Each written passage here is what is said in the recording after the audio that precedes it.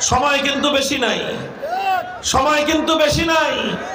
বাংলার যুব সমাজ তৈরি হও, বিপ্লবের ডাক আসবে, বিপ্লবের ডাক আসবে এই জমিনে।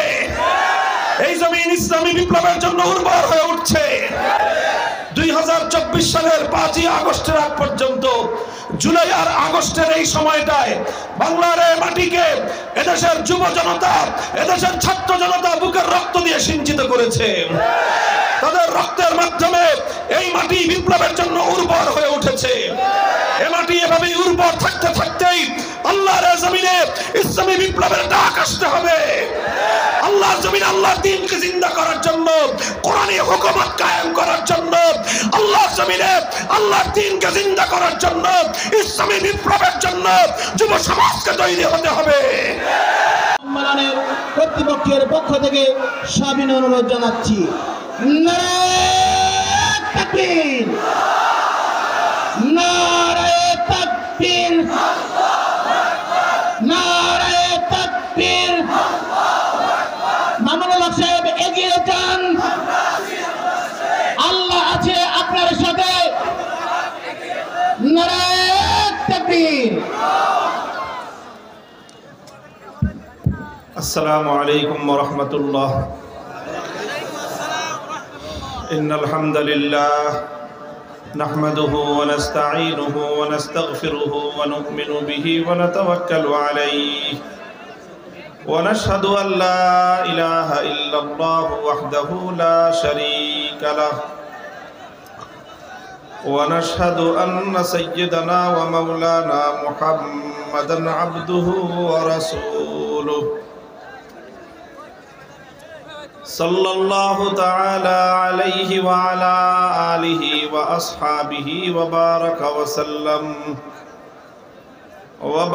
ওয়া সাল্লামা তাসলিমান কাসীরা।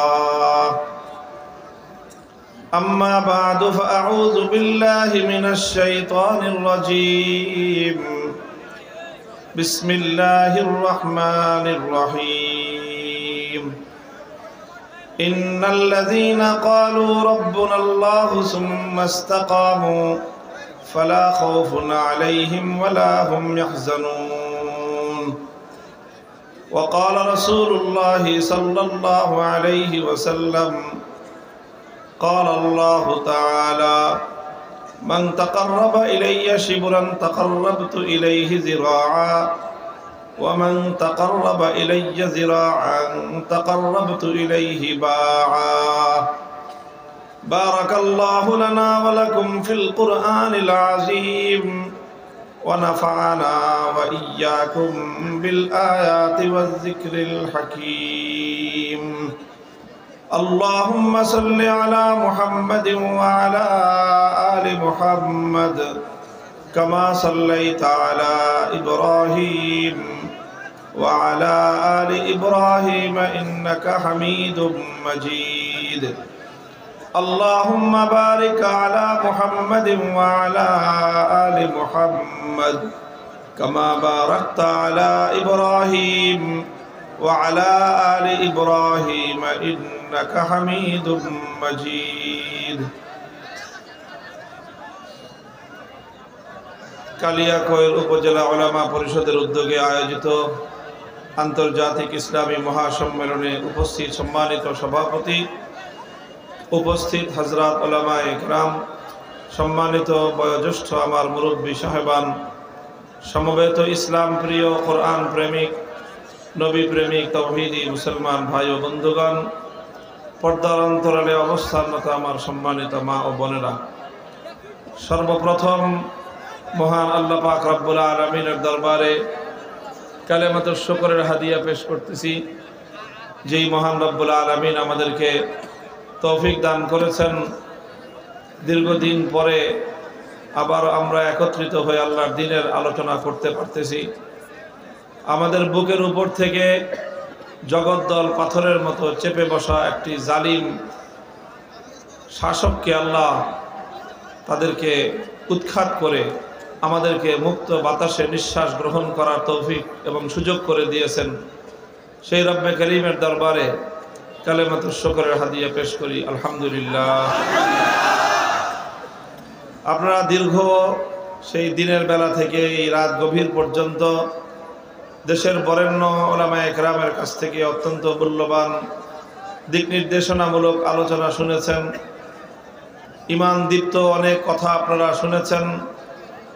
আপনাদের আলেমদের আলোচনায় আপনাদের ঈমান তেজোদ্দীপ্ত হয়ে আছে।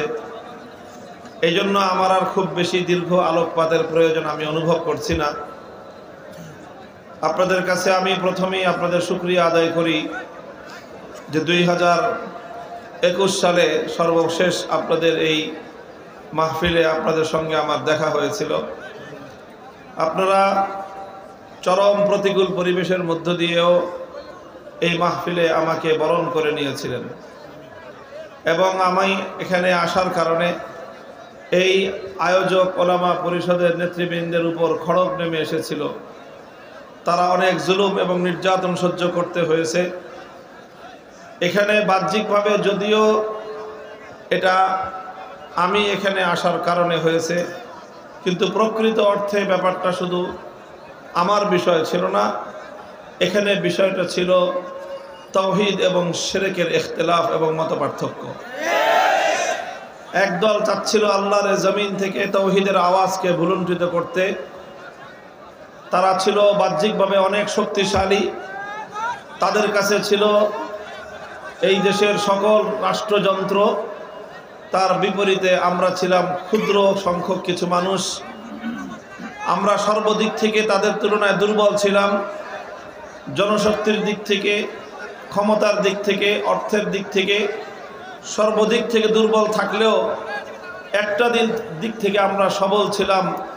সেটা ছিল আমরা ছিলাম হকের পথে, তারা ছিল বাতিলের পথে। সুতরাং আমাদের যুক্তি ছিল এটাই। আমি আপনাদের কাছে কথাই বলেছিলাম সেই আখেরি আমার সেই আপনাদের জলসায়, যে আমি যখন হকের পথে, তুমি যখন বাতিলের পথে, মাথা তো তোমাকে নোয়াতে হবে, আমি কেন মাথা নোয়াব? যুক্তি তো পরিষ্কার। সাহাবায়ে কেরামের যুক্তি যে আলাইসা কাতলাহুম ফিন্নারি ওয়া কাতলানা ফিল জান্নাহ, যে হকের পথে থেকে যদি আমি লড়াই করতে করতে মরে যাই, এটাই হলো আমার জীবনের সবচেয়ে বড় সফলতা, আমার ঠিকানা হবে খোদার জান্নাত। বাতিলের পথে থেকে তুমি যদি মৃত্যুবরণ করো, এটাই হবে তোমার জীবনের সবচেয়ে বড় পরাজয়। বাতিলের পথে থেকে যে মরবে তার ঠিকানা হবে খোদার জাহান্নাম। তো তুমি যদি বাতিলের পক্ষে থেকে মাথা নত না করো, তুমি যদি বাতিলের পক্ষে অটল আর অবিচল থাকতে পারো, তাহলে আমি কোন দুঃখে হকের উপর থেকে মাথা নত করব? মাথা তো তোমাকেই নোয়াতে হবে, তোমাকেই পরাজয় বরণ করতে হবে। যারা হকের পক্ষে লড়ে তাদের জীবনে পরাজয় বলতে কোনো কিছু নাই। কুল হাল তারাব্বাসুনা বিনা ইল্লা ইহদাল হুসনাইন। আল্লাহর কোরআন বলেছে যারা হকের পথে থাকে তাদের পরিণাম দুটোর যে কোনো একটা, আর দুটোটাই হলো তাদের জন্য কল্যাণ। একটা হলো ছোট কল্যাণ, আর একটা হলো বড় কল্যাণ। ছোট কল্যাণ হলো দুনিয়াতে বিজয় অর্জন করে আল্লাহর দ্বীনের ঝান্ডা সমুন্নত করব, আর এর চেয়েও বড় কল্যাণ হলো শাহাদাতের মৃত্যুকে আলিঙ্গন করে আল্লাহ পাক রব্বুল আলামিনের কাছে শহীদি মেহমান হিসেবে হাজির হয়ে যাব। কাজে এই জন্য যারা হকের পথে থাকে তাদের জীবনে পরাজয় বলতে কিছু নাই। যারা হকের পথে থাকে তাদের অভিধানে পরাজয় বলতে কোনো শব্দ নাই। যে হকের ঝান্ডা নিয়ে সমুন্নত হয় তার অভিধানে পিছপা হওয়া বলতে কোনো কিছু থাকতে পারে না। যে হকের জন্য নিজের জীবনকে উৎসর্গ করতে প্রস্তুত হয়ে যায়, পৃথিবীর সকল তাগুতি আর বাতিল শক্তি আজ না হোক কাল তার সামনে মাথা নোয়াতে বাধ্য হবে ইনশাআল্লাহ। তো আলহামদুলিল্লাহ, বলতেছিলাম যে এখানে কালিয়াকৈর ওলামা পরিষদের নেতৃবৃন্দের উপর যেই খড়গ নেমে এসেছে, জেল জুলুম তাদের জীবনে এসেছে, তাদের উপরে নির্যাতন চালানো হয়েছে। ব্যক্তি আমি কোনো উদ্দেশ্য ছিলাম না, এখানে আমাদের সকলের একটাই উদ্দেশ্য ছিল, আমাদের সকলের একটাই কথা ছিল। সে কথা হলো আমরা মরতে মরতে হকের কথা বলে যাব। যতদিন এ দেহে প্রাণ আছে, আমাদের কণ্ঠে আওয়াজ আছে, ততদিন কণ্ঠে আল্লাহর বড়ত্বের কথাই উচ্চারিত হবে।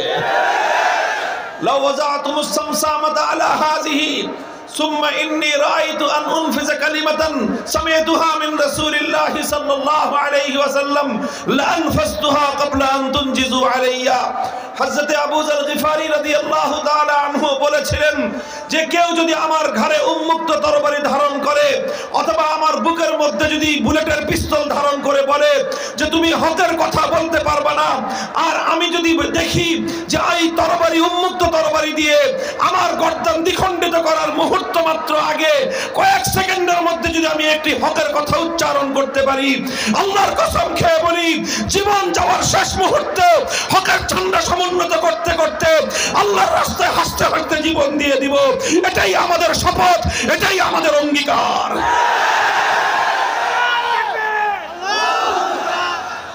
মুহতারাম হাজিরিন, এটাই হলো হযরতে সাহাবায়ে কেরাম দুনিয়াবাসীর সামনে কিয়ামত পর্যন্ত যারা আল্লাহর দ্বীনের পথে চলতে চায় তাদের জন্য এই সকল দৃষ্টান্তগুলো উপস্থাপন করে গিয়েছেন। সে কথাগুলো যদি আমরা বলতে যাই তাহলে পৃষ্ঠার পর পৃষ্ঠা হাদিসের পাতা উল্টাতে হবে, ইতিহাস থেকে অধ্যায়ের পর অধ্যায় আমাদেরকে বলতে হবে। আর এভাবেই কিয়ামত পর্যন্ত আনেওয়ালা উম্মতের কাছে আল্লাহর পয়গম্বরের আনিত দ্বীনকে কিভাবে দুনিয়াতে জিন্দা করতে হয়, কিভাবে আল্লাহর দ্বীনকে দুনিয়াতে কায়েম করতে হয়, তার দাস্তান এবং তার ইতিহাস জাতির সামনে উপস্থাপন করতে হবে। মুহতারাম হাজিরিন, দীর্ঘ আলোচনা আমি করব না, আগেই বলেছি আমি আমার ওই সকল ভাইদের সকলের প্রতি সহমর্মিতা জ্ঞাপন করছি যারা আমরা এভাবে একসঙ্গে আল্লাহর দ্বীনের জন্য কারারুদ্ধ হয়েছিলাম। আলহামদুলিল্লাহ, কারাগারে আমাদের অনেকের কষ্ট হয়েছে, কারাগারে আমাদের জীবনের কিছু সময় ব্যয়িত হয়েছে, কারাগারে আমাদের উপর দিয়ে কিছু কষ্ট, আমাদের শারীরিকভাবে মানসিকভাবে আমাদের উপর দিয়ে কিছু কষ্ট অতিক্রান্ত হয়েছে। তবে আল্লাহর কসম খেয়ে বলি যারা আল্লাহর দ্বীনের জন্য কারাবরণ করেছে তাদের এই সময় বৃথা যায় নাই। যারা আল্লাহর দ্বীনের জন্য কোনো জুলুম বরদাস্ত করে সেই জুলুম তাদের কোনো ক্ষতি করতে পারে না, বরং যারা আল্লাহর জন্য, আল্লাহর দ্বীনের জন্য, আল্লাহর দ্বীনের ঝান্ডা সমুন্নত করার জন্য, হক এবং হক্কানিয়তকে পৃথিবীতে প্রতিষ্ঠিত করার জন্য, আল্লাহর দ্বীনের ঝান্ডাকে সমুন্নত করার জন্য, তাওহীদের ঝান্ডা সমুন্নত করার জন্য যারা ত্যাগের কোরবানির নজরানা পেশ করবে, খোদার কসম খেয়ে বলি এই পৃথিবীতে তারাই সফল কাম, তারাই সফল কাম, তারাই সফল কাম। নারায়ে তাকবীর, আল্লাহু আকবার, নারায়ে তাকবীর, আল্লাহু আকবার। জিহাদ জিহাদ জিহাদ জিহাদ করে বাঁচতে চাই, আমরুল হক এগিয়ে চলো, আমরা আছি আপনার সাথে। আমি আপনাদের সম্মুখে কোরআনে পাকের ছোট্ট একটি আয়াত তেলাওয়াত করেছি। আল্লাহ বলেছেন ইন্নাল্লাযীনা ক্বালু রাব্বুনাল্লাহু সুম্মা ইসতাকামু ফালা খাউফুন আলাইহিম ওয়ালা হুম ইয়াহজানুন।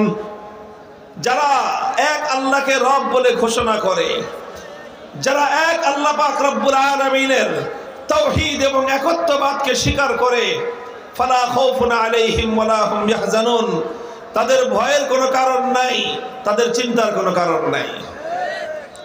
প্রথম কথা হলো দুটো বিষয় প্রয়োজন। কয় বিষয়? প্রথম বিষয় হলো একত্ববাদ, তাওহীদ। তাওহীদকে পক্ষে ধারণ করতে হবে, তাওহীদকে পক্ষে ধারণ করতে হবে। আমাদের রবকে, আরো জোরে বলেন রবকে, একমাত্র রবকে, আল্লাহ পাক রব্বুল আলামিনের রুবুবিয়্যাত, আল্লাহকে রব বলে শুধুমাত্র অন্তরে বিশ্বাস পোষণ করলেই হবে না, বারবার আল্লাহ পাক একই কথা বলেছেন, ক্বালু রাব্বুনাল্লাহ। স্পষ্ট ভাষায় দুনিয়াবাসীকে জানিয়ে দিতে হবে আমাদের একমাত্র রবকে। দেখেন, আল্লাহকে রব বলা এটা তাৎপর্য বুঝতে হবে। শুধুমাত্র না বুঝে বলে দিলাম যে আল্লাহ আমার রব, এতটুকুই যথেষ্ট নয়। আল্লাহকে রব বলার তাৎপর্য বুঝতে হবে। আমাদের সমাজের মধ্যে আল্লাহ পাকের রুবুবিয়্যাত, আল্লাহকে একমাত্র রব বলে বিশ্বাস করা অর্থাৎ তাওহীদ, এই তাওহীদের ব্যাপারে যথেষ্ট অস্পষ্টতা, মানুষের মধ্যে এই ব্যাপারে যথেষ্ট বিভ্রান্তি রয়েছে। এবং তাওহীদের খুব গুরুত্বপূর্ণ কিছু বিষয় এই উম্মতের কাছ থেকে আজ বিলুপ্ত প্রায়। আমি সেই দাওয়াত নিয়ে উম্মতের কাছে যাচ্ছি। আমার বর্তমান বাংলার যুব সমাজকে তাওহীদের সেই জায়গাটাকে তাদের সামনে উন্মোচিত করছি, তাদেরকে উজ্জীবিত করছি, তাদেরকে এই বিষয়ে জাগ্রত করার চেষ্টা করছি, যেন তাওহীদের এই অধ্যায়টাকে এই জাতির মধ্যে, এই যুব সমাজ আবার নতুন করে প্রতিষ্ঠিত করতে সক্ষম হয়। বলেন আল্লাহ পাক কবুল করেন। আমাদের সমাজে তাওহীদের একত্ববাদ, ঈমানের কিছু কথা আলোচনা হয়, আর অনেক কথাই ঈমানের রয়ে গেছে যেটা আলোচনা করা হয় না। আমরা তাওহীদের একটা বিষয় আলোচনা করি, সেটা হলো তাওহীদ ফিল ইবাদাহ।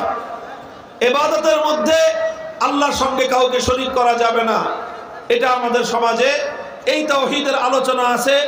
মানুষের মধ্যে এই তাওহীদ সম্পর্কে বিশ্বাস আছে এবং বিভ্রান্তি কম আছে। এই জন্য যারা ঈমানদার তারা কেউ এক আল্লাহ ছাড়া কোনো গায়রুল্লাহর ইবাদত করে না। কথা বলেন ঠিক না বেঠিক? ইবাদত আল্লাহর করে, গাফলতি করে, ঘাটতি করে, কিন্তু ইবাদত যতটুকু করার একমাত্র কার করে? আল্লাহর করে। এটা হলো তাওহীদ ফিল ইবাদাহ। সিজদা একমাত্র কাকে করে মানুষ? নামাজ একমাত্র কার সামনে আদায় করে? আল্লাহর সামনে আদায় করে, আল্লাহর সামনেই রুকু দেয়, আল্লাহর সামনেই সিজদা করে। একমাত্র আল্লাহর জন্য ইবাদত করা, এটাকে বলা হয় তাওহীদ। তাওহীদ ফিল ইবাদাহ। ইবাদতের মধ্যে আল্লাহর তাওহীদ। ইবাদতের মধ্যে আল্লাহর সঙ্গে অন্য কাউকে যদি কেউ শরীক করে, তার ঈমান থাকবে? বলেন তো, তার ঈমান থাকবে?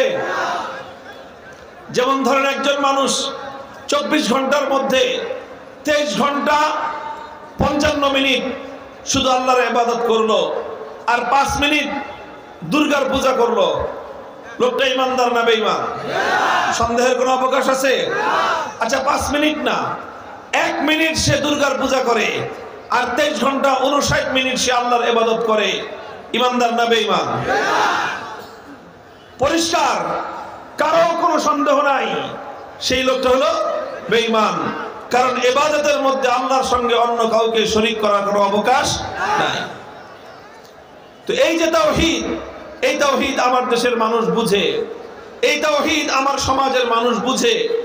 এই জন্য কোনো ঈমানদার কোনোদিন কোনো দুর্গার পূজা করে না, কোনো ঈমানদার কোনোদিন কোনো মূর্তির পূজা করে না, কোনো মুমিন মুসলিম কোনোদিন কোনো আগুনের পূজা করে না, কোনো মুমিন মুসলমান কোনোদিন কোনো সূর্যের পূজা করে না, কোনো মুমিন মুসলমান কোনোদিন কোনো মাখলুকের পূজা করে না।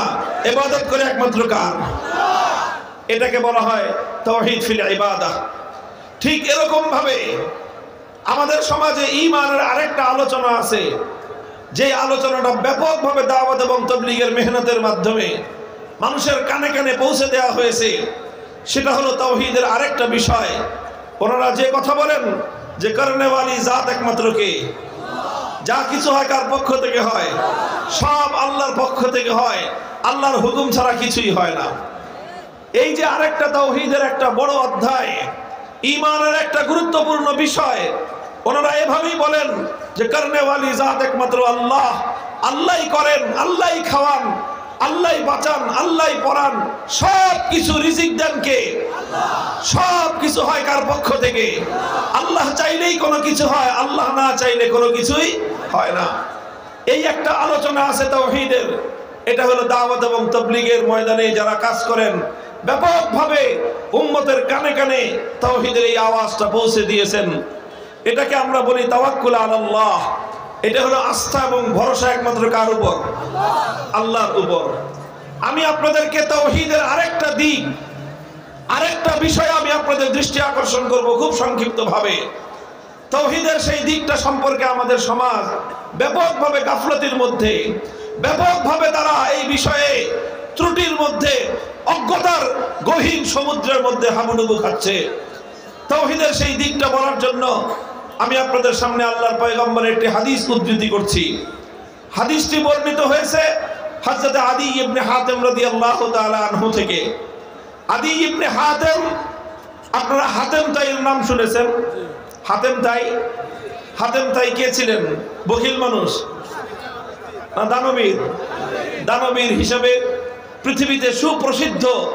কেউ যদি দানবীর হয়, অনেক দান খয়রাত করে, মানুষ তাকে বলে যুগের হাতেম তাই। হাতেম তাই তিনি আল্লাহর নবীর কিছুদিন আগের মানুষ ছিলেন, নবীজির সঙ্গে তার সাক্ষাৎ হয়েছে মর্মে কোনো প্রমাণ নেই। কিন্তু তার ছেলে হাতেম তাইর ছেলে আদি ইবনে হাতেম রাদিয়াল্লাহু আনহু, তিনি আল্লাহর নবীর সঙ্গে তার সাক্ষাৎ হয়েছে, তিনি ইসলাম কবুল করেছেন। ইসলাম গ্রহণ করার পরে তিনি তার গোত্রের নেতৃত্ব দিয়ে তিনি তার গোটা গোত্রকে ইসলামের দিকে অগ্রসর করেছেন। তিনি ইসলাম গ্রহণ করবার আগে খ্রিস্টান ছিলেন, খ্রিস্ট ধর্মের অনুসারী ছিলেন। একদিন তিনি আল্লাহর নবীর কাছে এসে একটা প্রশ্ন করলেন, ইয়া রাসূলুল্লাহ, আমি তো খ্রিস্টান ছিলাম এবং খ্রিস্ট ধর্মের নারী নক্ষত্র সব আমার জানা আছে, কারণ আমি একজন শিক্ষিত জ্ঞানী খ্রিস্টান ছিলাম, মূর্খ খ্রিস্টান ছিলাম না।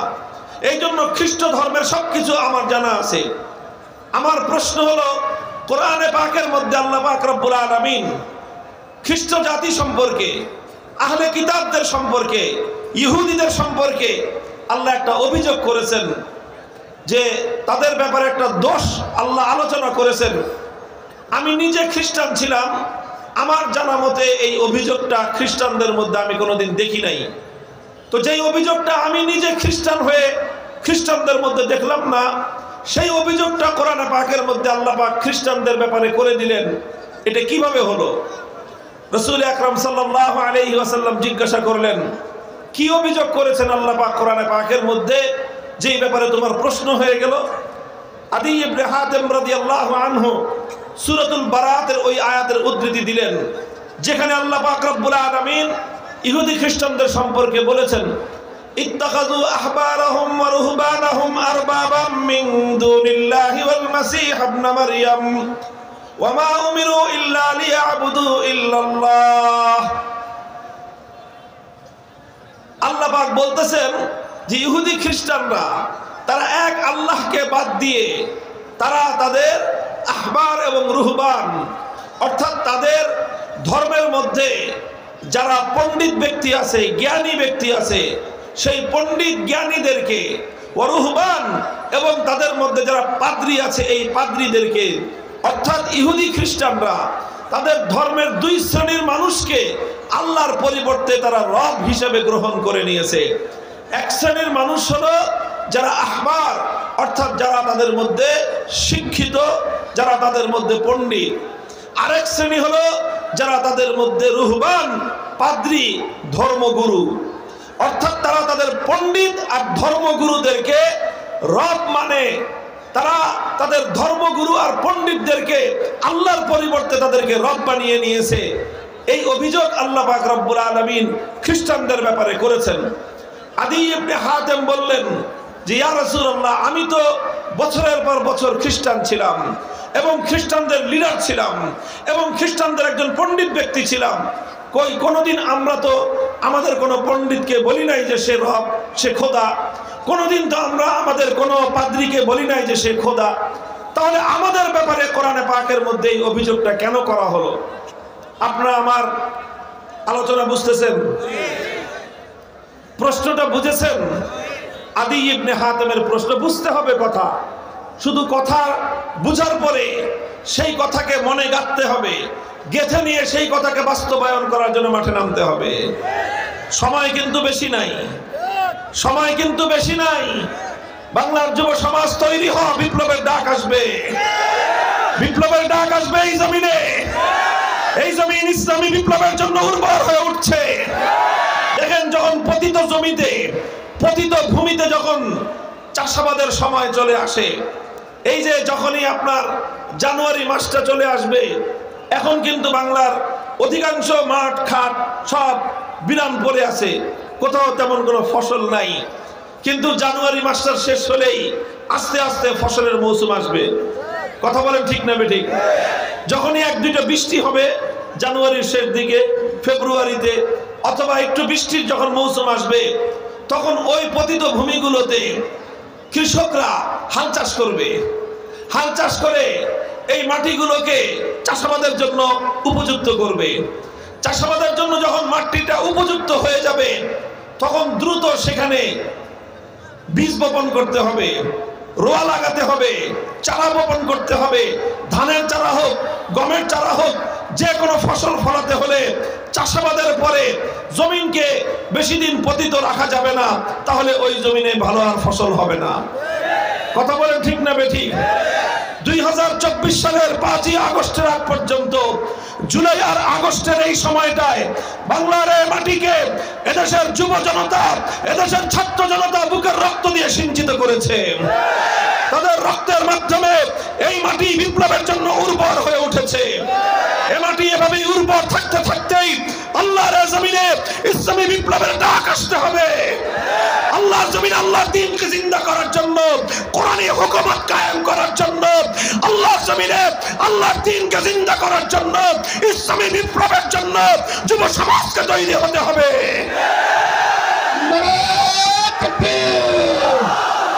দিয়েছি তো রক্ত, রক্তের বন্যায় ভেসে যাবে অন্যায়। দুনিয়ার মুসলিম এক হও, এক হও, আল কোরআনের আলো। মুহতারাম হাজিরিন, এজন্য বলতেছিলাম কথা বুঝেন। মূল পয়েন্টটা আমাদেরকে বুঝতে হবে আগে, বুঝার পর এটাকে মনের মধ্যে গেঁথে নিতে হবে। এরপরে আল্লাহর নাম নিয়ে মাথায় কাফনের কাপড় বেঁধে নেমে যেতে হবে। সময় কিন্তু খুব কম। বলতেছিলাম আদি ইবনে হাতেম প্রশ্ন রাখলেন, জি ইয়া রাসূলুল্লাহ, আল্লাহ তো বললেন যে আমরা ইহুদিরা, খ্রিস্টানরা, আমরা নাকি আমাদের পণ্ডিতদেরকে, আমাদের পাদ্রীদেরকে আমরা খোদা মেনে নিয়েছি। কই, আমরা তো কোনোদিন কোনো পণ্ডিতকে বলি নাই সে আমাদের খোদা। আমরা তো কোনোদিন আমাদের কোনো পাদ্রীকে বলি নাই সে আমাদের খোদা। তাহলে আল্লাহ পাক যে আমাদের ব্যাপারে কোরআনে পাকের আয়াত নাজিল করে অভিযোগটা করলেন, এই অভিযোগটা তো আমার বুঝে আসলো না। প্রশ্নটা বুঝেছেন? প্রশ্ন বুঝলে উত্তর বুঝে আসবে। যারা নাকি প্রশ্নই না বুঝে সে কি অ্যান্সার দিবে? প্রশ্নপত্র বুঝা এটা খুব ইম্পর্টেন্ট। অনেক ছাত্র আছে পরীক্ষার হলে গিয়ে তাড়াতাড়ি লেখা শুরু করে, প্রশ্ন বুঝে নেই, চাইছে একটা, উত্তর দিছে আর একটা। তো যতই ভালো উত্তর দেখ, নম্বর পাবে না ঘোড়ার ডিম। এই জন্য আগে প্রথমে প্রশ্নটা খুব ভালো করে বুঝতে হবে। আদি ইবনে হাতেম এই প্রশ্নটাই রাখলেন যে আমরা তো কোনোদিন আমাদের কোনো পণ্ডিতকে খোদা বলি নাই, আমরা তো কোনোদিন আমাদের কোনো পাদ্রীকে খোদা বলি নাই। কথা বলেন ঠিক না বেঠিক? এই আমরা যখন আজকে আমার বাংলাদেশে যারা সেকুলারিজমের, সেকুলার ধর্ম যারা অনুসরণ করে, কোন ধর্ম? সবাই বলেন কোন ধর্ম? সেকুলার ধর্ম যারা অনুসরণ করে। সেকুলারিজম একটা ধর্মের নাম। সেকুলারিজম শুধুমাত্র একটা রাজনৈতিক মতবাদের নাম নয়। ধর্মনিরপেক্ষতা এটা শুধুমাত্র একটা রাজনৈতিক দর্শনের নাম নয়, বরং ধর্মনিরপেক্ষতা হলো একটা নতুন ধর্মের নাম। হিন্দু ধর্ম যেরকম একটা ধর্মের নাম, বৌদ্ধ ধর্ম যেরকম একটা ধর্মের নাম, খ্রিস্ট ধর্ম যেরকম একটা ধর্মের নাম, ইহুদি ধর্ম যেরকম একটা ধর্মের নাম, সেকুলারিজম, ধর্মনিরপেক্ষতা এটা একটা ধর্মের নাম। তবে এই ধর্মটা হলো হিন্দু, বৌদ্ধ, খ্রিস্টান, ইহুদি, অন্যান্য ধর্মের চেয়ে আরো ভয়ঙ্কর একটা ধর্ম। কারণ যে হিন্দু সে বুঝে আমি হিন্দু, আমি মুসলমান না। বলেন, যে বৌদ্ধ সে বুঝে যে আমি বৌদ্ধ, আমি মুসলমান না। কাজে আপনি তাকে ইসলামের দাওয়াত দিতে পারেন, সে এক সময় গ্রহণ করতে পারে। যে দেখি খ্রিস্টান সে জানে আমি খ্রিস্টান, আমি মুসলমান না। যে ইহুদি সে জানে আমি ইহুদি, আমি মুসলমান না। কিন্তু যে সেকুলার সে নিজেকে মনে করে সে মুসলমান, অথচ সে কাট্টা মুশরিক। এই হলো সবচেয়ে ভয়ঙ্কর জিনিস। এই হলো সবচেয়ে ভয়ঙ্কর জিনিস। যে রোগী জানে আমার রোগ আছে, যে রোগী বিশ্বাস করে আমার রোগ আছে, সেই রোগীর চিকিৎসা করা সম্ভব। কথা বলেন ঠিক না বেঠিক? আর যে রোগী নিজেকে মনে করে যে আমার কোনো রোগ নাই, আমি সুস্থ, সেই রোগীকে কেউ চিকিৎসা করতে পারে না। হিন্দুকে ইসলামের দাওয়াত দেওয়া যায় কারণ সে জানে আমি অমুসলিম। বৌদ্ধকে ইসলামের দাওয়াত দেওয়া যায় কারণ সে জানে আমি অমুসলিম। খ্রিস্টানকে ইসলামের দাওয়াত দেওয়া যায় কারণ খ্রিস্টান জানে আমি অমুসলিম। আর ধর্মনিরপেক্ষ ব্যক্তি সে একজন বেঈমান হওয়ার পরেও, সে একজন মুশরিক হওয়ার পরেও সে নিজেকে মূর্খতার কারণে, অজ্ঞতার কারণে নিজেকে মুসলমান বলে মনে করে। বলবেন হুজুর ধর্মনিরপেক্ষতাবাদ, সেকুলারিজমকে আপনি একটা ধর্ম বলতেছেন, কারণ কি?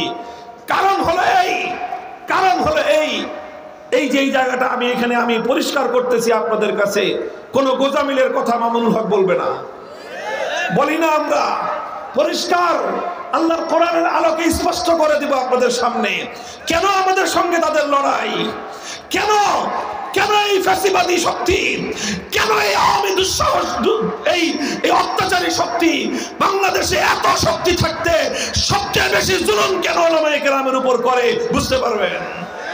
কেন আমাদের কণ্ঠগুলোকে স্তব্ধ করতে চায় বুঝতে পারবেন। আমরা তো এত বড় শক্তি না, আমরা তো এত বড় কোন রাজনৈতিক দল না, তাহলে কেন আমাদেরকে নিষ্পেষণ করার জন্য, আমাদের কণ্ঠকে স্তব্ধ করার জন্য তারা কেন মরণপণ সমস্ত চেষ্টা করেছিল? কারণ একটাই, তারা জানতো এভাবেই যদি আমরা কথা বলতে থাকি এদেশের মানুষ সেকুলারিজমের ভাওতাবাজি বুঝতে পারবে। মুহতারাম হাজিরিন, আদি ইবনে হাতেম রাদিয়াল্লাহু তাআলা আনহু বললেন, আবার ওই প্রশ্নে আসতেছি, আবার ওই প্রশ্নটা বুঝেন।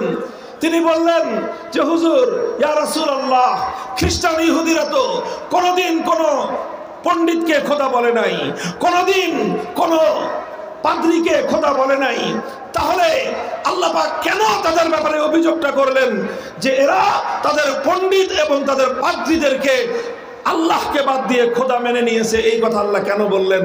যেরকম ধর্মনিরপেক্ষতাবাদীরা বলে যে আমরাও তো নামাজ পড়ি, ধর্মনিরপেক্ষতাবাদীরা বলে যে আমরাও তো মুসলিম, ধর্মনিরপেক্ষতাবাদীরা যেভাবে বলে যে আমরাও তো হজ করি, সে একই কথা ছিল যে তারাও বলতো যে আরে আমরা তো আল্লাহকে বাদ দিয়ে কোন পণ্ডিতকে আমরা খোদা বলি নাই, আমরা তো আল্লাহকে বাদ দিয়ে কোন পাদ্রীকে খোদা মানি নাই।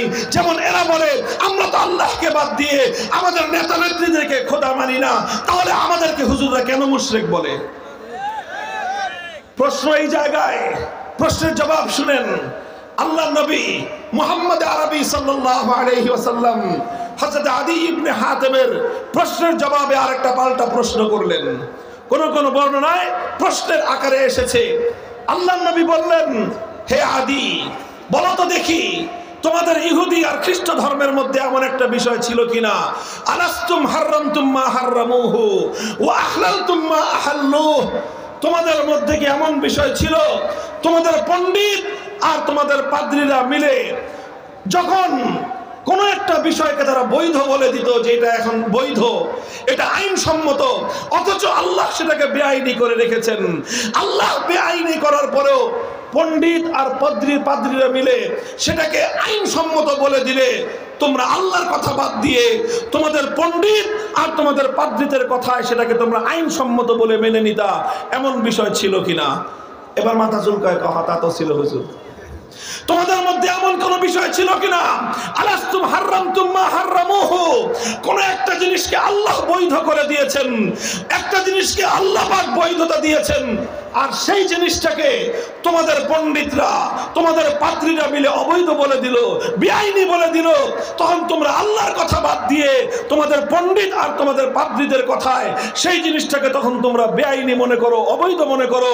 যেটাকে আল্লাহ বৈধ করলেন সেটাকে তোমাদের পণ্ডিতরা অবৈধ করে দিল, যেটাকে আল্লাহ অবৈধ করলেন সেটাকে তোমার পণ্ডিতরা বৈধ করে দিল, তোমরা সেটাকে মেনে নিয়েছিলা, এমন বিষয় ছিল কিনা? কয় হ্যাঁ হুজুর, তা তো ছিল।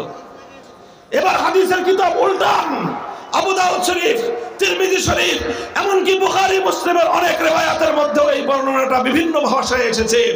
আল্লাহর নবী তখন বললেন, ফাতিলকা ইবাদাতুহুম ফাতিলকা ইবাদাতুহুম ফাতিলকা ইবাদাতুহুম, হে আদি, কান খাড়া করে শুনে রাখো, শুধু কাউকে সিজদা করলেই তাকে খোদা মানা হয় না, কাউকে সিজদা করলেই শুধু তাকে খোদা মানা হয় না, বরং আল্লাহ একটা জিনিসকে বৈধ বলে দেওয়ার পরে আরেকজন অবৈধ বললে তুমি আল্লাহটা বাদ দিয়ে অন্যের আইন যখন মানলা, যার আইন তুমি আল্লাহর আইনকে বাদ দিয়ে মানলা, তাকেই তুমি খোদা মানলা।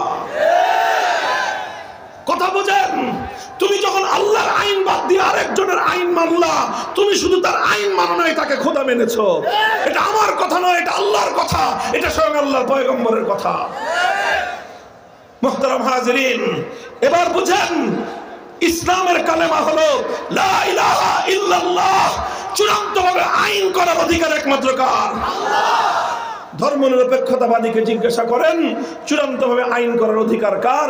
ধর্মনিরপেক্ষতাবাদীরা একটা কথাই বলবে, সেটা বলবে হলো সার্বভৌম আইন পরিষদ, জনগণের ক্ষমতার মাধ্যমে প্রাপ্ত আইন পরিষদ, সংসদ যেটাকে আইন করে দিবে সেটাই আইন, সেটাই বৈধ। তো যখন ধর্মনিরপেক্ষতাবাদীরা একথাই বলে যে আইন তৈরি করার সাথে আল্লাহর কোরআনের কোনো সম্পর্ক নাই, আইনের সঙ্গে ইসলামের কোনো সম্পর্ক নাই, আইনের সঙ্গে কোরআনের কোনো সম্পর্ক নাই, বরং মানুষ যেটা চাবে সেটাই বৈধ, মানুষ যেটা চাবে সেটা অবৈধ। ইসলাম বলে আল্লাহ যেটা চাবেন সেটাই বৈধ, আল্লাহ যেটা চাইবেন না সেটাই অবৈধ, আল্লাহ যেটাকে বলবেন সেটাই আইন। ধর্মনিরপেক্ষতাবাদীরা বলে সংসদ যেটা বলবে সেটাই আইন। ইমানদারদের রব হলেন আল্লাহ, ধর্মনিরপেক্ষতাবাদীদের রব হলো সংসদ।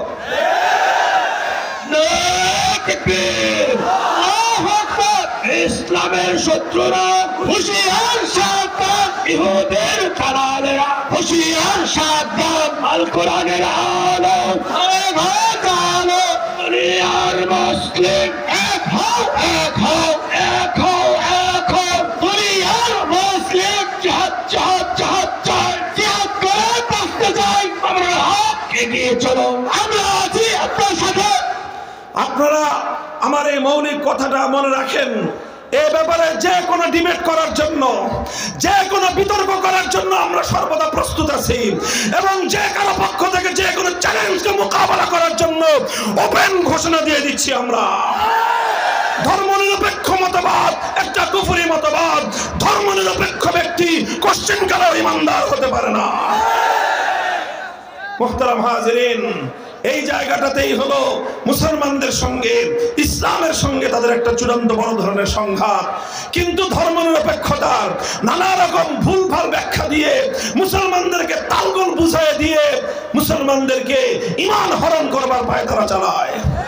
যেভাবে ইহুদিরা খ্রিস্টানরা তাদের পণ্ডিতদেরকে আইন তৈরি করবার অধিকার দিয়েছিল, যেভাবে ইহুদি খ্রিস্টানরা তাদের পাদ্রীদেরকে নিরঙ্কুশভাবে আল্লাহর আইনের বিরুদ্ধে আইন করার অধিকার দিয়ে রেখেছিল, ঠিক তদ্রূপ যেদিন থেকে পৃথিবীর রাজনীতিকে সেকুলারিজম দখল করেছে, সেই দিন থেকে মুসলমানদের রবের আইন বাদ দিয়ে সেকুলার ধর্মের তাদের যে রব, সেই রবের আইনকে তারা বৈধতা দিয়ে রেখেছে।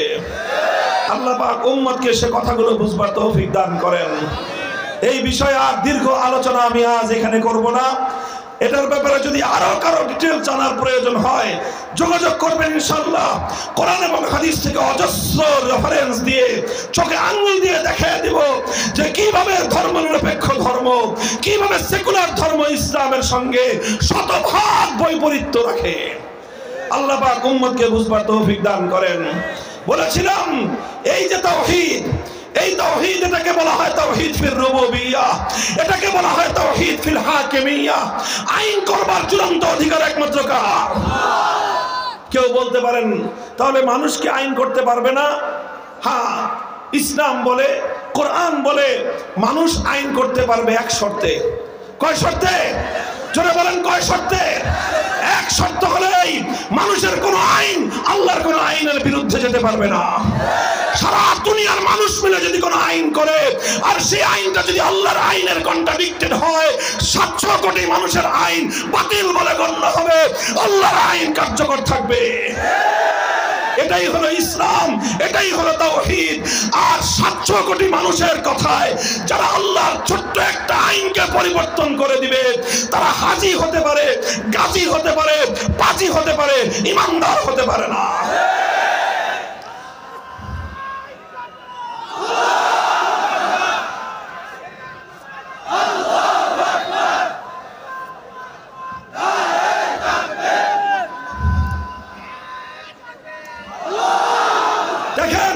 মুসলমানদের মধ্যে অভিশাপ ছিল না। মুসলমানরা কোনদিন তাদের সমাজে এক আল্লাহর আইন ছাড়া কোন মানুষের বানানো আইনকে তারা মেনে নিত না। এই অভিশাপ মুসলমানদের উপর চাপিয়ে দিয়েছিল ব্রিটিশ বেনিয়ারা। ব্রিটিশ বেনিয়ারা আমাদের দেশটাকে দখল করে সবচেয়ে বড় অভিশাপ যেটা আমাদের উপর চাপিয়ে দিয়েছে সেটা হলো আমাদের সমাজ থেকে, আমাদের দেশ থেকে আল্লাহর কোরআনের বিধানকে উৎখাত করে দিয়ে ব্রিটিশরা তাদের নিজেদের প্রবর্তিত আইন আমাদের উপর চাপিয়ে দিয়েছে। এরপরে মুসলমানরা সংগ্রাম করেছে, এরপরে মুসলমানরা লড়াই করেছে, মুসলমানরা জিহাদ করেছে, মুসলমানরা শাহাদাত দিয়েছে, মুসলমানরা রক্ত দিয়েছে। রক্তের সাগর বেয়ে ব্রিটিশদেরকে দেশ থেকে বিতাড়িত করা হয়েছিল শুধুমাত্র এজন্য যে একটা দেশ হবে, একটা রাষ্ট্র হবে, সে রাষ্ট্রে আইন চলবে একমাত্র কার? নারায়ে তাকবীর, নারায়ে তাকবীর। ইসলামের শত্রুরা নারায়ে তাকবীর। মুহতারাম হাজরিন, দুঃখ এবং পরিতাপের বিষয় হলো এই যে এই মুসলমানদের হৃদয়ের আকাঙ্ক্ষা, মুসলমানদের এই অন্তরের তামান্না যে তারা একটা দেশ চেয়েছিল, একটা মানচিত্র চেয়েছিল, একটা ভূখণ্ড চেয়েছিল, যেই ভূখণ্ডটা অনেক বড় দেশ না হতে পারে, সেই ভূখণ্ডটা অনেক সমৃদ্ধশালী না হতে পারে, সেই ভূখণ্ডটা অনেক টাকা পয়সার মালিক না হতে পারে, সেই ভূখণ্ডে মানুষ 3 বেলা খেতে না পারে, সেই ভূখণ্ডে মানুষ 1 বেলা খেয়ে থাকতে পারে, প্রয়োজনে সেই ভূখণ্ডের মানুষ না খেয়ে থেকে পেটে পাথর বাঁধতে পারে, কিন্তু একটা ভূখণ্ড হবে, একটা মানচিত্র হবে, যে মানচিত্রের সংবিধান হবে আল কোরআন। এই আল কোরআনের রাষ্ট্র করার জন্য, আল কোরআনের সংবিধান করবার জন্য, আল্লাহর আইন দিয়ে সমাজ পরিচালনা করবার জন্য রক্ত দিয়েছিল শহীদ তিতুমীর, রক্ত দিয়েছিল ফকির মজনু সাহরা, রক্ত দিয়েছিল হাজী শরীয়তুল্লাহরা, রক্ত দিয়েছিল হাফেজ জামিন শহীদরা, রক্ত দিয়েছিল সৈয়দ আহমদ শহীদরা। হাজার হাজার আলেম ফাঁসি কাষ্টে ঝুলিয়েছে, হাজার হাজার আলেমদের সন্তানরা ইতিম হয়েছে, স্ত্রীরা বিধবা হয়েছিল। উদ্দেশ্য ছিল একটা, জমিন শাসন করবে মুসলমান, আইন চলবে কার? দুর্ভাগ্যজনকভাবে পশ্চিম পাকিস্তানি স্বৈর শাসকরা 24 বছর পর্যন্ত মুসলমানদেরকে তাদের এই অধিকার থেকে বঞ্চিত রেখেছে, যার প্রেক্ষিতে 1971 সালে দেশটাকে দ্বিখণ্ডিত করা হয়েছে।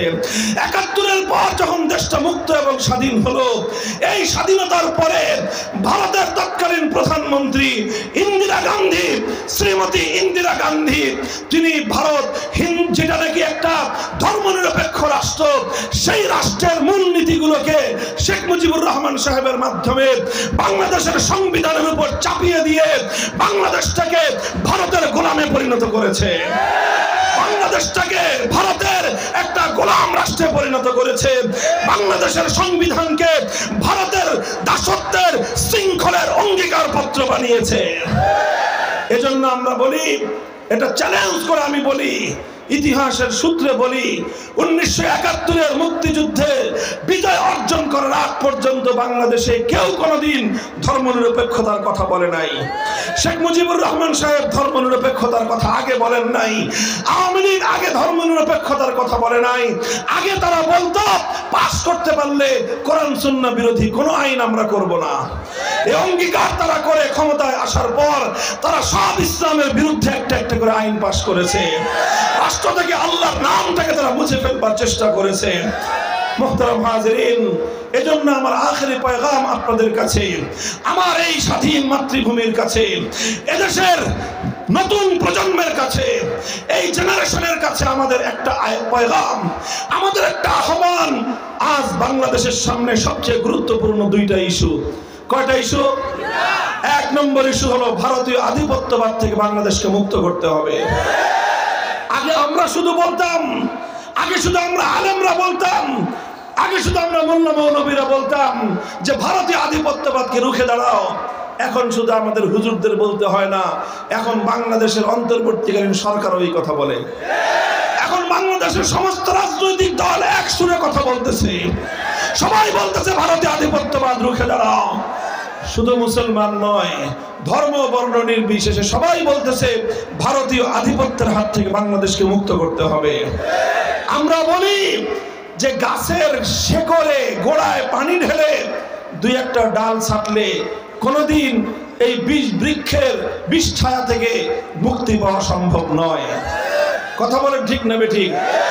বৃক্ষ থেকে মুক্তি পেতে চাইলে গাছের শেকড় সদ্য উপড়ে ফেলতে হবে। ভারতীয় আধিপত্যবাদকে যদি রুখতে হয়, ভারতের আধিপত্যবাদ থেকে যদি মুসলমানদের বাংলাদেশকে যদি রক্ষা করতে হয়, ভারতীয় আধিপত্যবাদের শেকড় হলো বাংলাদেশের সংবিধানে ভারত থেকে পাচারকৃত আমদানিকৃত ধর্মনিরপেক্ষতাবাদ। এই ধর্মনিরপেক্ষতাবাদ নামক কুফরি মতবাদ বাংলাদেশের সংবিধান থেকে আবার দিল্লিতে পাচার করতে হবে। নারায়ে তাকবীর, নারায়ে তাকবীর। কোরআন সুন্নাহর আলো ঘরে ঘরে জালো, সংসদে জালো আলো। নারায়ে তাকবীর, আল্লাহু আকবার। উলামায়ে দেওবন্দ জিন্দাবাদ জিন্দাবাদ। নারায়ে তাকবীর, আল্লাহু আকবার। এই জন্য আজ হাজারো কণ্ঠে এক আওয়াজ উচ্চারিত হতে হবে, সেটা হলো বাংলাদেশ থেকে ভারতীয় আধিপত্যবাদের শেকড় ধর্মনিরপেক্ষতাকে উপড়ে ফেলো, বঙ্গোপসাগরে ভাসিয়ে দাও। এটা যতক্ষণ পর্যন্ত না করবেন ততক্ষণ পর্যন্ত বাংলাদেশ ভারতের গোলামীর শৃঙ্খল থেকে মুক্তি পাবে না। এটাকে 1972 সালে তৎকালীন ভারত রাষ্ট্র জোরপূর্বক তার সেবাদাসদের মাধ্যমে 72-এর সংবিধানের মাধ্যমে বাংলাদেশের মানুষের 25 বছরের মুক্তির সংগ্রামকে তারা হাইজ্যাক করেছিল। আবার তাদের হাত থেকে আমার দেশের প্রকৃত স্বাধীনতাকে ছিনিয়ে আনতে হবে। আলহামদুলিল্লাহ, বাংলার তামাম যুবকরা সেজন্য প্রস্তুত আছে। 2 নম্বর কথা হলো, আজ বাংলাদেশে চারিদিকে একটাই আওয়াজ, সংস্কার সংস্কার সংস্কার। কথা বলেন ঠিক না বেঠিক? এই সংস্কারের হাজারো আওয়াজের ভিড়ে আমাদের স্পষ্ট একটা পয়গাম, মূল জায়গায় আমরা অন্তত আজকের এই বর্তমান বাংলাদেশের বাস্তবতায় ছোট্ট একটা সংস্কারের প্রস্তাব আমরা দিয়ে রাখছি। এটা শুধু আমরা টেবিলে বলবো না, এটা আমরা রাজপথে বলতেছি, এটা আমরা মঞ্চে ময়দানে বাংলাদেশের তাওহীদি জনতাকে বুঝিয়ে তাদের হৃদয়ঙ্গম করার জন্য বলতেছি। সেটা হলো এই, বাংলাদেশের সংবিধানে এমন অসংখ্য ধারা রয়েছে, এমন অসংখ্য উপধারা রয়েছে, যেই ধারা এবং উপধারাগুলোর কারণে বাংলাদেশের মানুষ চাইলেও পরিপূর্ণ ইসলাম কেউ মানতে পারে না। কারণ সবাই আমরা রাষ্ট্রের অধীনে, অর্থাৎ সংবিধানের অধীনে। এই সংবিধানের অধীনে থাকবার কারণে এই সংবিধান আমাকে এবং আপনাকে অনেক কুফরি কাজের সাথে সম্পৃক্ত হতে বাধ্য করে। আমরা বাধ্য হয়ে সেই কাজগুলো করি, এই জন্য আল্লাহ আমাদেরকে মাফ করে দিবেন। কিন্তু যারা সংবিধানের মাধ্যমে আমাদের উপর এই কুফরি কাজগুলোকে চাপিয়ে দিয়েছে, তাদের মুক্তির কোনো উপায় নাই। আর আমাদের মুক্তির একটা উপায়, যেহেতু আমরা বাধ্য হয়ে এই সকল ইসলাম বিরোধী কাজগুলো করতে বাধ্য হই, এজন্য আমাদের মুক্তির উপায় হলো আমাদেরকে এই কুফরি ধারাগুলো সংবিধান থেকে পরিবর্তন করার চেষ্টা করতে হবে। করবেন তো চেষ্টা? একটা নগদ চেষ্টার আহ্বান জানাই আমি আপনাদেরকে। একটা আওয়াজ তুলতে হবে বাংলাদেশে, সেটা হলো সংবিধান সংস্কারের সময় একটা ধারা, ছোট্ট একটা ধারা সংযুক্ত করতে হবে। এই ধারার মাধ্যমে আমরা গোটা বাংলাদেশের 18 কোটি মুসলমান অভিশপ্ত একটা ব্যবস্থা থেকে আমরা মুক্তি লাভ করতে পারবো। কুফরির একটা বাধ্যতামূলক ব্যবস্থা থেকে আমাদের ঈমান নিয়ে আমরা বেঁচে থাকতে পারবো। সেই ধারাটা হলো, আইন করতে হবে, সংবিধানে একটা ধারা সংযুক্ত করতে হবে। সেটা হলো এই, 90% মুসলমানদের এই দেশে ইসলামী শরিয়া বিরোধী কোনো আইন, কোরআন সুন্নাহ বিরোধী কোনো আইন, ইসলামী শরিয়া এবং কোরআন সুন্নাহ বিরোধী কোনো ধারা, কোনো বিধিমালা, কোনো আইন, কোনো বিধি, কোনো কিছু কার্যকর হতে পারবে না। যদি এইরকম একটা ধারা, এইরকম একটা কথা যদি আমাদের সংবিধানে সংযুক্ত হয়, তাহলে এই সংবিধানের ওই ধারার মাধ্যমে বর্তমান বাংলাদেশের ইসলাম বিরোধী প্রত্যেকটি আইন অটোমেটিক ভাবে বাতিল বলে গণ্য হবে। আপনারা আমার এই দাবির সঙ্গে বুঝে শুনে সচেতন ভাবে কারা কারা একমত আছেন হাত তুলেন। আল্লাহু আকবার, নারায়ে তাকবীর, আল্লাহু আকবার। কোরআন সুন্নাহর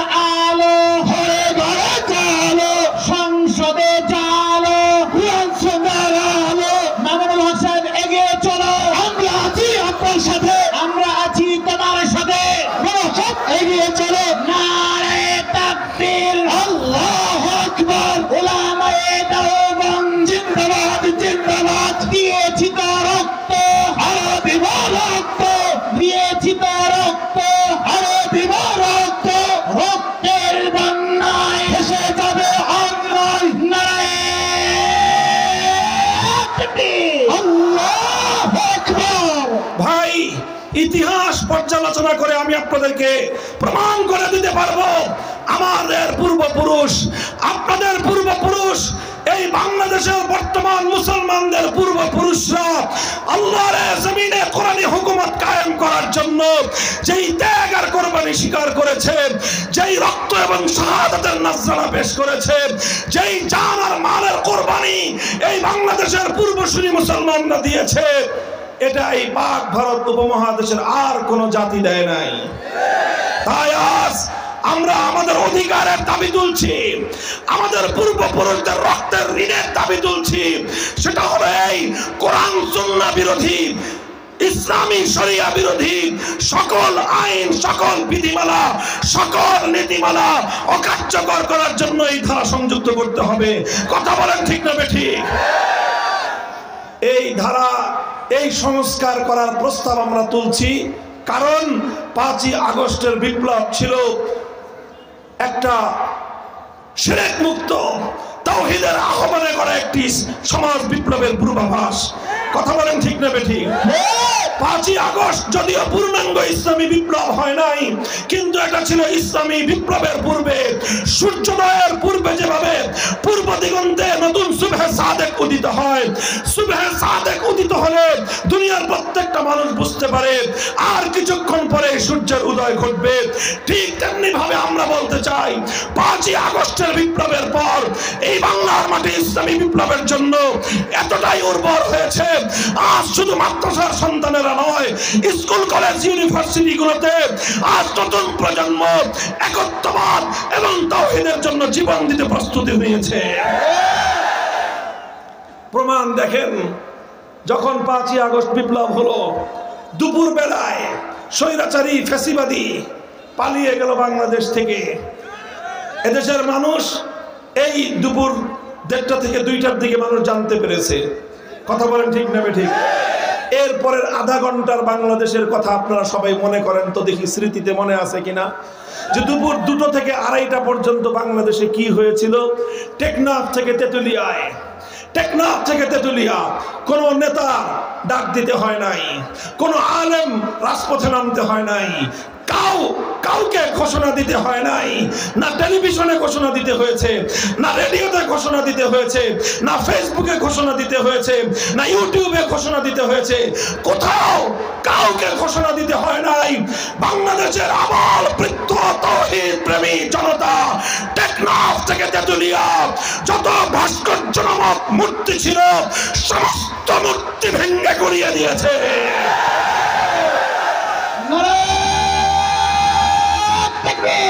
আল্লাহু আকবার, নারায়ে তাকবীর, আল্লাহু আকবার।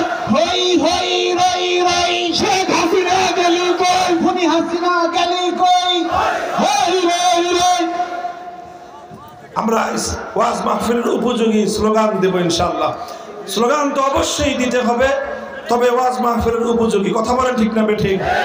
পরিষ্কার কথা, এই যে সমস্ত ভাস্কর্যগুলোকে আল্লাহর জমিনে মূর্তি স্থাপন করার জন্য আমাদের কণ্ঠকে স্তব্ধ করার চেষ্টা করা হয়েছিল, যারা মূর্তির বিরুদ্ধে কথা বলেছে তাদেরকে জনবিচ্ছিন্ন করার জন্য এমন কোন ষড়যন্ত্র নাই ফ্যাসিবাদী সরকার যেটা করে নাই।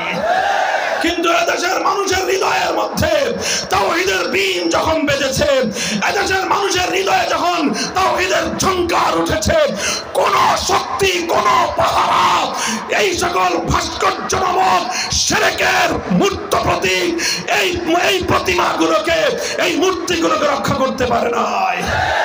5 তলার সমান বিশাল দেবতার মূর্তিকে তাওহীদি জনতা গলায় সুতার রশি বেঁধে ভূপাতিত করে দিয়েছে। কথা বলেন ঠিক না বেঠিক? এগুলো করেছে কারা? বিপ্লবীরা। বলেন করেছে কারা? জোরে বলেন করেছে কারা? এটাই ছিল 5ই আগস্টের বিপ্লবের একটা সিম্পটম, এটাই ছিল 5ই আগস্টের বিপ্লবের একটা সিম্বল, এটাই ছিল 5ই আগস্টের বিপ্লবের একটা আইকনিক একটা উপহার। কাজেই সেখান থেকে আমরা বলতে চাই, এজন্য আজ শান্তিপ্রিয় ভাবে আমরা দাবি তুলছি, কোরআন সুন্নাহ বিরোধী আইনকে রহিত করার জন্য, ইসলামী শরিয়া বিরোধী যত নীতিমালা রয়েছে এগুলোকে অকার্যকর করার জন্য এই ধরনের একটা ধারা সংবিধানে সংবিধানে সংযুক্ত করা হোক। কথা বলেন ঠিক না বেঠিক? যদি সহজে এই ধারা এভাবে সংযুক্ত করতে তারা সাহস না পায়, আর যদি এভাবেই এদেশের তাওহীদি জনতার হৃদয়ের আওয়াজ, তাদের এই চিৎকার, তাদের এই আহ্বান যদি এভাবে বারবার প্রত্যাখ্যাত হতে থাকে, আমি তোমাদেরকে আহ্বান জানাবো, তোমরা প্রস্তুতি নাও। আর সেজন্য প্রয়োজন হলে প্রয়োজনে প্রথমে মাথার ঘাম ফেলবো, তারপরে চোখের অশ্রু ফেলবো, এরপরে পূর্ণাঙ্গ ইসলামী বিপ্লবের জন্য, আল কোরআনের সংবিধান কায়েম করবার জন্য 2000 নয়, 2 লক্ষ নয়, 2 কোটি তাজা প্রাণ যদি শাহাদাতের রক্ত দিতে হয়, শহীদ ঈদগাহে যাওয়ার জন্য প্রস্তুত। আল্লাহু আকবার, তাকবীর, আল্লাহু আকবার। সাবিলুনা সাবিলুনা আল জিহাদ, আল জিহাদ, তারিকুনা তারিকুনা আল জিহাদ, আল জিহাদ। নারে তাকবীর। আল্লাহ কার সাথে আল্লাহর দ্বীনের জন্য যদি ডাক আসে, আল্লাহর দ্বীনকে জিন্দা করার জন্য যদি প্রয়োজন হয়, কোরআনী রাজ কায়েম করবার জন্য কুফরি তন্ত্র মন্ত্রকে পরাস্ত করে আল কোরআনের সমাজ করবার জন্য শহীদি ঈদগাহে কাফনের কাপড় নিয়ে কারা যাব, কারা যাব, কারা যাব? বলো।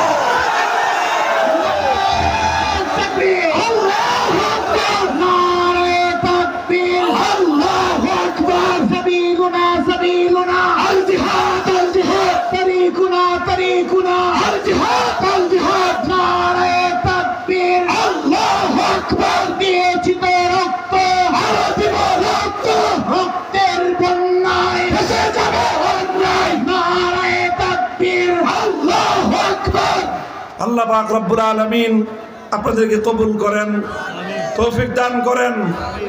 ইনশাআল্লাহ গোলামের জাতি হয়ে বেঁচে থেকে কোনো লাভ নাই। গোলামি করবো তো একমাত্র কার? বলেন কার? যদি এক আল্লাহর গোলামি করতেই যদি আমরা প্রস্তুত থাকি, ইনশাআল্লাহ পৃথিবীর কোন শক্তি আমাদের অগ্রবিজান রুখে দাঁড়াতে পারবে না। পৃথিবীর প্রান্তে প্রান্তে মুসলমানরা জেগে উঠছে ইনশাআল্লাহ। খোরাসান জেগেছে, শাম জেগেছে, মিশর জেগে উঠছে, বাংলাদেশ ঘুমিয়ে থাকবে না ইনশাআল্লাহ। আল্লাহ পাক রব্বুল আলামিন আমাদের জীবদ্দশায় সেই দিন দেখা তৌফিক দান করেন। আমরা এমন একটা সোনালী দিন দেখতে চাই, এমন একটা সূর্যোদয় দেখতে চাই, যেদিনের সূর্য উদয় হবে আল কোরআনের রাজ কায়েম করার পয়গাম নিয়ে, যেদিন এদেশের প্রতিটি ধর্মাবলম্বী জাতি ধর্ম নির্বিশেষে প্রত্যেকটি মানুষের জীবনে ইসলামী সমাজ ব্যবস্থার সুফল ঘরে ঘরে পৌঁছে দেওয়া যাবে। আল্লাহ পাক আমাদের সকলকে কবুল করুন, তৌফিক দান করেন। ওয়া আখিরু দাওয়ানা আলহামদুলিল্লাহি রাব্বিল আলামিন। আসসালামু আলাইকুম ওয়া রাহমাতুল্লাহ। সুবহানাল্লাহি ওয়া বিহামদিহি, সুবহানাকাল্লাহুম্মা বিহামদিক, আশহাদু আল লা ইলাহা ইল্লা আনতা, আস্তাগফিরুকা ওয়া আতুবু ইলাইক। রব্বানা তাকাব্বাল মিন্না ইন্নাকা আনতাস সামিউল আলিম, ওয়া তুব আলাইনা ইয়া মাওলানা ইন্নাকা আনতাত তাওয়াবুর রহিম।